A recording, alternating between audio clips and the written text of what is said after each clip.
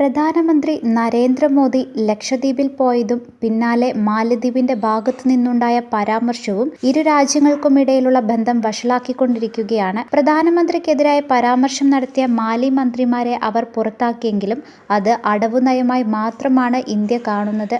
കാരണം പുതിയ മാലദ്വീപ് പ്രസിഡന്റ് ചൈനയുടെ നിർദ്ദേശപ്രകാരം ഇന്ത്യക്കെതിരായ നീക്കങ്ങൾ നടത്തുന്നത് തന്നെയാണ്. മാലദ്വീപിന് എന്ത് ആവശ്യമുണ്ടെങ്കിലും ആദ്യം ഓടിയെത്തുന്ന രാജ്യമാണ് ഇന്ത്യ.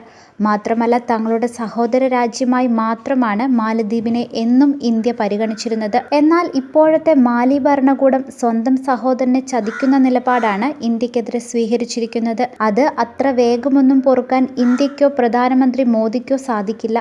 ശക്തമായ എതിർപ്പുമായി തന്നെയാണ് ഇന്ത്യ മുന്നോട്ടു പോകുന്നത്. എങ്കിലും എന്നും മനുഷ്യത്വപരമായ സമീപനം സ്വീകരിക്കുന്ന ഇന്ത്യ നയതന്ത്രപരമായി എതിർക്കുമ്പോഴും മാലദ്വീപ് നിവാസികൾക്ക് നൽകിവരുന്ന പഴയ പരിഗണനയ്ക്ക് ഒട്ടും കുറവ് വരുത്തിയിട്ടില്ല. മാത്രമല്ല, അവരെ അതിഥികളായും സ്വന്തം കുടുംബാംഗങ്ങളെപ്പോലെയുമാണ് ഇപ്പോഴും കാണുന്നത്. അതുകൊണ്ട് തന്നെ നയതന്ത്ര ബന്ധം വഷളായിട്ടും തങ്ങളുടെ രാജ്യത്തേക്കാൾ സുരക്ഷിതമാണ് ഇന്ത്യ എന്ന നിലപാട് മാലിയിലെ ജനങ്ങൾ സ്വീകരിച്ചിരിക്കുന്നത്. മാലിദ്വീപ് നിവാസികൾ തങ്ങളുടെ രണ്ടാം ദേശമെന്ന വിശേഷണത്തോടെ കാണുന്ന പ്രദേശമാണ് കേരളം.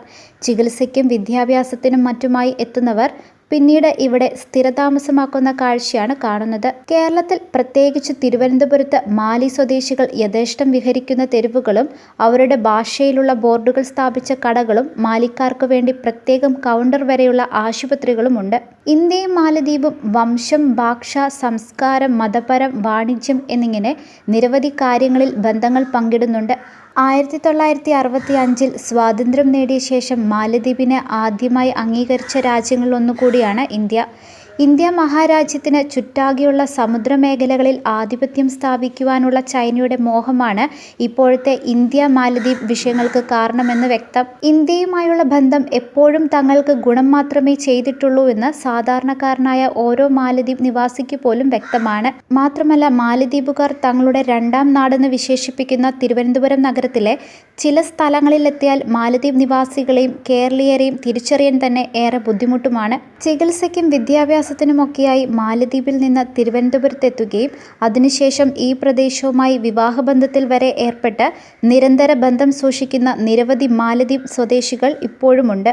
അതുപോലെ തന്നെ ജോലിക്കും മറ്റുമായി മാലദ്വീപിലെത്തി അവിടെ സ്ഥിരതാമസമാക്കിയ തിരുവനന്തപുരത്തുകാരും അനവധിയാണ്. തിരുവനന്തപുരം നഗരത്തിലെ മെഡിക്കൽ കോളേജ്, കുമാരപുരം, മാണിക്യം വിളാകം, മണക്കാട് തുടങ്ങിയ പ്രദേശങ്ങളിലാണ് മാലദ്വീപുകാരെ കൂടുതലും കാണാൻ കഴിയുന്നത്.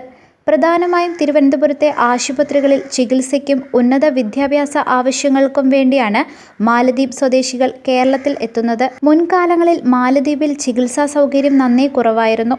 സാധാരണ ചികിത്സകൾക്കുപരി ക്യാൻസർ പോലുള്ള മാരക രോഗങ്ങൾക്കുള്ള ചികിത്സയ്ക്കായി മാലദ്വീപുകാർക്ക് ആശ്രയം ഇന്ത്യ മാത്രമായിരുന്നു.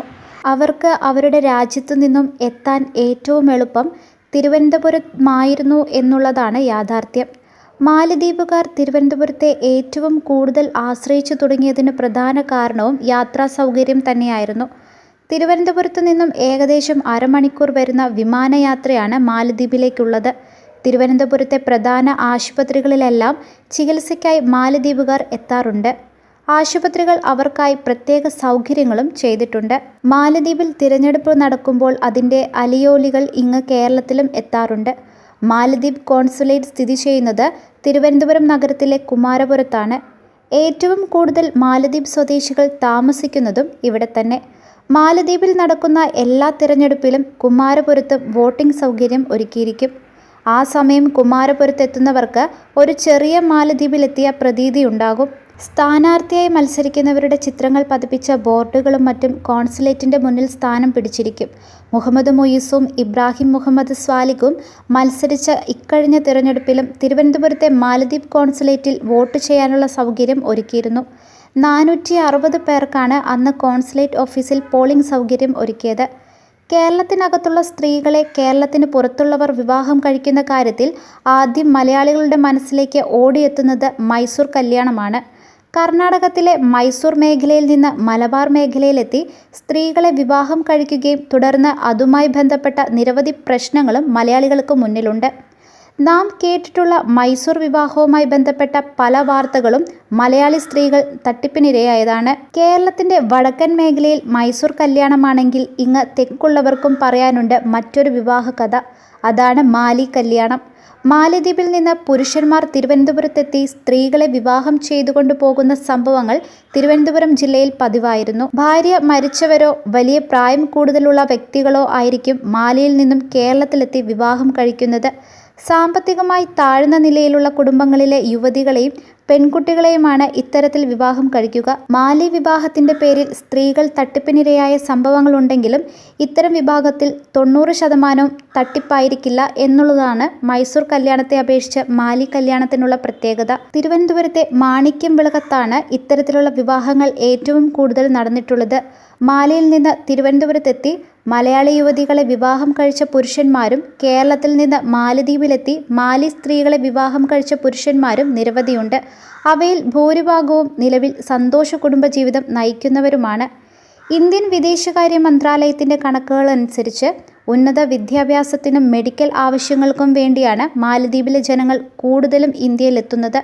പിന്നെയുള്ളത് വിനോദസഞ്ചാരത്തിന് വേണ്ടി എത്തുന്നവരാണ്. അതേസമയം ഇന്ത്യക്കാർ മാലദ്വീപിലേക്ക് പോകുന്നത് പ്രധാനമായും ജോലിക്കും വിനോദസഞ്ചാരത്തിനും വേണ്ടിയാണ്. കേരളത്തിലെ നിരവധി പേർ മാലദ്വീപിൽ അധ്യാപകരായി ജോലി ചെയ്യുന്നുണ്ട്. മാലദ്വീപ് സമൂഹത്തിലെ നിരവധി ദ്വീപുകളിൽ ഇന്ന് മലയാളികളെ കാണാൻ കഴിയും, പ്രത്യേകിച്ചും തിരുവനന്തപുരം സ്വദേശികളെ. തിരുവനന്തപുരം നഗരത്തിലെ പ്രധാന ആശുപത്രികളിലെല്ലാം ചികിത്സ തേടിയെത്തുന്ന മാലി സ്വദേശികളെ കാണാം. മാലിദ്വീപിൽ നിന്ന് ചികിത്സയ്ക്കും മറ്റുമായി തിരുവനന്തപുരത്തെത്തുന്നവർ ദീർഘനാൾ ഇവിടെ തങ്ങുക പതിവാണ്. അങ്ങനെയുള്ളവർ കുട്ടികളുമായിട്ടായിരിക്കും എത്തുന്നത്. തിരുവനന്തപുരം നഗരത്തിൽ പ്രവർത്തിക്കുന്ന പല CBSE സ്കൂളുകളിലും ഇന്ന് മാലദ്വീപ് സ്വദേശികളായ കുട്ടികളെ കാണാം. തിരുവനന്തപുരം കല്ലാട്ടുമുക്കിലുള്ള ഓക്സ്ഫോർഡ് CBSE സ്കൂളിലാണ് കൂടുതൽ മാലി സ്വദേശികളായ കുട്ടികൾ പഠിക്കുന്നത്. തിരുവനന്തപുരം അമ്പലത്തറയിലുള്ള കൊർദോവ സ്കൂളിലും മാലി സ്വദേശികളായ കുട്ടികൾ പഠിക്കുന്നുണ്ട്. തിരുവനന്തപുരം മാലി ദ്വീപുകാരുടെ രണ്ടാം നാടാണെങ്കിലും അവർ സ്ഥിരമായി ഇവിടെ തുടരുന്നത് പതിവില്ല. ചികിത്സയ്ക്കും മറ്റുമായി എത്തുന്നവർ ആവശ്യം കഴിഞ്ഞ് തിരിച്ചു പോവുകയാണ് പതിവ്. വർഷങ്ങൾക്ക് മുമ്പ് തിരുവനന്തപുരം നഗരത്തിലെ പ്രധാന വ്യാപാര കേന്ദ്രമായ ചാല മാർക്കറ്റിൽ ഡോളർ കച്ചവടം നടത്തുന്നത് മാലദ്വീപുകാരായിരുന്നു. ചികിത്സയ്ക്കായി എത്തുന്നവരായിരുന്നു ഇത്തരം കച്ചവടത്തിന് പിന്നിലെന്നാണ് വിവരം. മാലദ്വീപിൽ നിന്ന് ഡോളറുമായി തിരുവനന്തപുരത്തെത്തുന്നവർ ചാല കമ്പോളവും ഭീമാപള്ളിയുമൊക്കെ കേന്ദ്രീകരിച്ച് കച്ചവടം നടത്തിയിരുന്നു. അന്ന് നിയമങ്ങൾ ഒന്നും ഇത്രത്തോളം ശക്തമല്ലാതിരുന്നതിനാൽ കച്ചവടത്തിൽ വലിയ പ്രശ്നങ്ങളൊന്നും ഉണ്ടായിട്ടില്ല. അതിനിടയിൽ ഭാര്യ മരിച്ചവരോ വിവാഹ ജീവിതം വേർപിരിഞ്ഞവരോ ആയ പുരുഷന്മാർ തിരുവനന്തപുരത്തെത്തി സ്ത്രീകളെ വിവാഹം ചെയ്യുന്നതും അന്ന് പതിവായിരുന്നു. വിവാഹം കഴിഞ്ഞാലും സ്ഥിരമായി അവർ ഈ നാട്ടിൽ തുടരുന്ന പതിവില്ല. തിരിച്ച് മാലദ്വീപിലേക്ക് പോയി അവരുടെ ജോലി തുടർന്ന് പിന്നീട് ഇടയ്ക്കിടെ ഇവിടം സന്ദർശിക്കുകയായിരുന്നു പതിവ്. മലയാളികൾക്ക് ഒരു വിശേഷണമുണ്ട്: ഏതു ഭാഷയും വേഗം പഠിക്കും, നന്നായി സംസാരിക്കും. കാരണം അത്രത്തോളം നാവു വഴങ്ങി സംസാരിക്കുന്ന ഭാഷയാണ് മലയാളം എന്നതിനാൽ മറ്റു ഭാഷകൾ സംസാരിക്കുവാൻ അവർക്ക് ബുദ്ധിമുട്ടില്ല. തിരുവനന്തപുരം നഗരത്തിലെ പ്രധാന വാണിജ്യ കേന്ദ്രമായ ചാല കമ്പോളത്തിലെത്തിയാൽ കടകളിൽ വിൽപ്പനക്കാരായി നിൽക്കുന്ന നിരവധി യുവാക്കളെ കാണാം. മലയാളം, ഇംഗ്ലീഷ്, തമിഴ് എന്നിങ്ങനെ നിരവധി ഭാഷകൾ അവർക്കറിയാം. അതിനൊപ്പം തന്നെ ഒരു ഭാഷ കൂടി അവരിൽ പലരും സംസാരിക്കും. അതാണ് മാലി ഭാഷയായ ദിവേഹി. മാലി ദ്വീപുകാർ സംസാരിക്കുന്ന ഭാഷ. സംസാരത്തിൽ ശ്രീലങ്കയിലെ സിംഹള ഭാഷയോട് സാമ്യമുണ്ട്. എന്നാൽ പ്രത്യേകിച്ച് ലിപിയില്ല. മാലിദ്വീപുകാർ എഴുതുവാൻ ഉപയോഗിക്കുന്നത് ബദനാന്ത എന്ന ലിപിയാണ്. അറബി പോലെ വലത്തുനിന്നും ഇടത്തേക്കാണ് എഴുത്ത്. ചാല കമ്പോളത്തിലും മറ്റും നിൽക്കുന്ന യുവാക്കൾക്ക് മാലദ്വീപിലെ എഴുത്തുഭാഷ അറിയില്ലെങ്കിലും നന്നായി ദിവേഹി സംസാരിക്കും. നിലവിൽ ഇന്ത്യയും മാലദ്വീപുമായിട്ടുള്ള നയതന്ത്ര പ്രശ്നങ്ങൾ ഇത്തരത്തിൽ മാലിയിൽ ജീവിക്കുന്ന മലയാളികളെയും കേരളത്തിൽ ജീവിക്കുന്ന മാലിക്കാരെയും ബാധിക്കുമോ എന്നുള്ളതാണ് ഉയരുന്ന ചോദ്യം. മുഹമ്മദ് മുയിസുവിൻ്റെ കർശന നിലപാടുകൾ ഒരർത്ഥത്തിൽ ആശങ്ക പരത്തുന്നുണ്ട്. 1994 ഒക്ടോബറിൽ രാജ്യത്തെ പിടിച്ചുകുലുക്കിയ ISRO ചാരക്കേസ് ഉയർന്നു വന്നതോടെയാണ് ഇന്ത്യ മാലദ്വീപ് നയതന്ത്ര ബന്ധത്തിൽ ഉലച്ചിലുകൾ ആരംഭിച്ചത്. അതേസമയം ഇന്ത്യയുമായുള്ള നയതന്ത്ര ബന്ധം പാടെ ഉപേക്ഷിക്കാൻ മാലദ്വീപിന് കഴിയില്ലെന്നുള്ളതാണ് യാഥാർത്ഥ്യം. കാരണം മാലദ്വീപ് ഒരു ഉപയോക്തൃ രാജ്യമാണ്. മത്സ്യബന്ധനവും വിനോദസഞ്ചാരവും മാത്രമാണ് രാജ്യത്തിന് വരുമാനം നേടിക്കൊടുക്കുന്ന വ്യവസായങ്ങൾ. ബാക്കി മുഴുവൻ രാജ്യത്തേക്ക് ഇറക്കുമതി ചെയ്യണം. ഇറക്കുമതിക്കായി മാലദ്വീപ് ഏറ്റവും കൂടുതൽ ആശ്രയിക്കുന്നത് അവർ ജസീറന്ത എന്ന് വിളിക്കുന്ന ഇന്ത്യൻ ഉപദ്വീപിനെയാണ്. ഇക്കാരണം കൊണ്ട് തന്നെ അന്ന് രാജ്യങ്ങൾ തമ്മിലുള്ള ബന്ധത്തിന് വലിയ കേടുപാടുകൾ ഉണ്ടായില്ല എന്നുള്ളതാണ് യാഥാർത്ഥ്യം. പിന്നീട് വർഷങ്ങൾക്ക് ശേഷം ബസിനമാലന്തെ പാലത്തിന്റെ നിർമ്മാണത്തോടെയാണ് ബന്ധത്തിൽ വീണ്ടും വിള്ളലുകൾ പ്രത്യക്ഷപ്പെട്ടത്. മാലദ്വീപിന്റെ തലസ്ഥാനമായ മാലിയെയും അന്താരാഷ്ട്ര വിമാനത്താവളം സ്ഥിതി ചെയ്യുന്ന ഹൽഹുമാലെ ദ്വീപിനെയും തമ്മിൽ ബന്ധിപ്പിക്കുന്ന പാലമാണ് സിനമാലെ. ഈ പാലത്തിനായി പണം മുടക്കിയത് ചൈനയുടെ നേതൃത്വത്തിലായിരുന്നു. ദ്വീപുകാരുടെ വളരെ നാളത്തെ അഭിലാഷമായിരുന്നു ഈ പാലം. ചൈനയുടെ സഹായം മൂലം പാലം പൂർത്തിയായതോടെ മാലദ്വീപിന് ചൈനീസ് ആഭിമുഖ്യം വർദ്ധിച്ചു എന്ന് പറയുന്നതാകും ശരി. എങ്കിലും ഏതു കാര്യത്തിലും ഇന്ത്യയെ ആശ്രയിക്കേണ്ടതുള്ളതിനാൽ അനിഷ്ടമൊന്നും അവർ പുറത്തു പ്രകടിപ്പിച്ചിരുന്നില്ല. എന്നാൽ ഇപ്പോൾ മുഹമ്മദ് മൊയ്സുവിൻ്റെ പ്രസിഡന്റായുള്ള സ്ഥാനാരോഹണത്തോടെ ഈ അനിഷ്ടമെല്ലാം മറനീക്കി പുറത്തു വന്നിരിക്കുകയാണ്. എന്നാൽ മുൻപ് സൂചിപ്പിച്ചതുപോലെ ഒരു ഉപയോക്ത രാജ്യമായ മാലദ്വീപിന് ഇന്ത്യയുമായുള്ള ബന്ധം അത്ര പെട്ടെന്ന് വിച്ഛേദിക്കാൻ സാധിക്കില്ലെന്നുള്ളതാണ് യാഥാർത്ഥ്യം. യാതൊരു ചെറിയ ആവശ്യങ്ങൾക്ക് പോലും ഇന്ത്യയെ ആശ്രയിക്കുന്ന രീതിയാണ് മാലദ്വീപ് കാലങ്ങളായി തുടർന്നു വരുന്നത്. ഒറ്റപ്പെട്ടു കിടക്കുന്ന ഈ ദ്വീപ് സമൂഹത്തിന്റെ സഹായത്തിന് ഇന്ത്യയോളം അരികെ മറ്റൊരു രാജ്യവുമില്ല. തൽസ്ഥിതി തുടരുന്ന കാലത്തോളം മാലിയിൽ എത്രത്തോളം ഇന്ത്യാവിരുദ്ധ മുദ്രാവാക്യങ്ങൾ ഉയർന്നാലും അതൊന്നും ഫലപ്രാപ്തിയിൽ എത്താൻ പോകുന്നില്ലെന്നുള്ളതാണ് യാഥാർത്ഥ്യം.